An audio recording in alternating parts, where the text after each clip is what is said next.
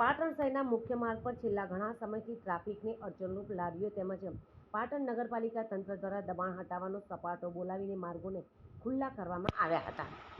પાટણ શહેરના વધતા જતા વિકાસની સાથે સાથે પાટણ શહેરના મુખ્ય માર્ગો પર ટ્રાફિકની સમસ્યા પાટણના શહેરીજનો માટે માથાના દુખાવારૂપ બની છે. પાટણ શહેરના હાર્દસમા બગવાડા ચોક, ઇંગળા ચાચર બજાર તેમજ જૂનાગંજ બજાર વિસ્તારમાં થતા આડેધડ વાહન પાર્કિંગને કારણે ટ્રાફિકની સમસ્યા સર્જાય છે.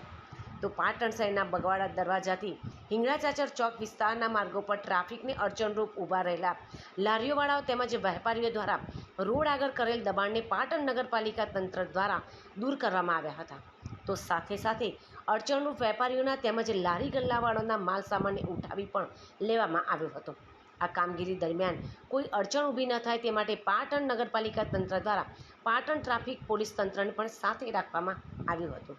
પાટણ શહેરમાં પાટણ નગરપાલિકા તંત્ર દ્વારા પાટણ પોલીસ તંત્રને સાથે રાખીને હાથ ધરવામાં આવેલી દબાણ હટાવવાની કામગીરીને લઈને લારી ગલ્લાવાળાઓ સહિત વેપારીઓમાં ફફડાટ વ્યાપી જવા પામ્યો હતો.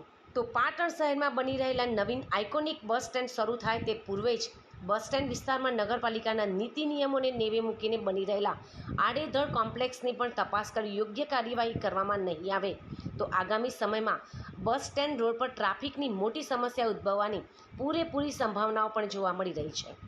તો સર્વે શાખાના કર્મીઓ ઓફિસમાં બેસી બિલ્ડરો પાસેથી મોટી રકમોની લેવડ દેવડ કરી બની રહેલા કોમ્પ્લેક્સો સામે મૌન સેવી રહ્યા હોવાનું પણ ચર્ચાસ્પદ બન્યું છે.